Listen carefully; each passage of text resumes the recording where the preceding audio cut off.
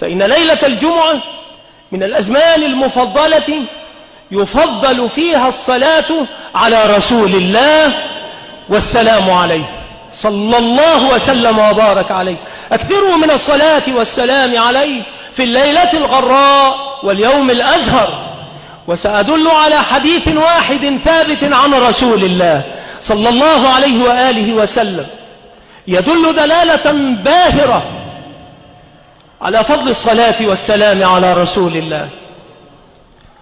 فإن أبي رضي الله عنه قال للنبي صلى الله عليه وسلم: يا رسول الله، إن لي صلاة أصليها، أي دعاء أدعو به أتقرب به إلى الله رب العالمين وأناجيه به.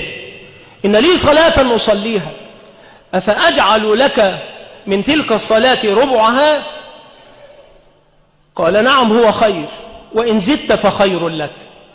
قال: أجعل لك ثلثها؟ قال: إن زدت فهو خير لك. قال: أجعل لك نصفها؟ قال: إن شئت، وإن زدت فهو خير لك. قال: أجعل صلاتي كلها لك صلاة وسلاما عليك صلى الله وسلم وبارك عليه. فقال له النبي صلى الله عليه وسلم: إذن تكفى همك ويغفر لك ذنبك. لو توفرت على الصلاة والسلام على خير الأنام ومصباح الظلام وشمس الدياجير الهمام صلى الله عليه وآله وسلم، لو أنك توفرت على الصلاة والسلام عليه كفاك الله همك. هذا ما يتعلق بأمر دنياك، وغفر لك ذنبك، وهذا ما يتعلق بأمر آخرتك.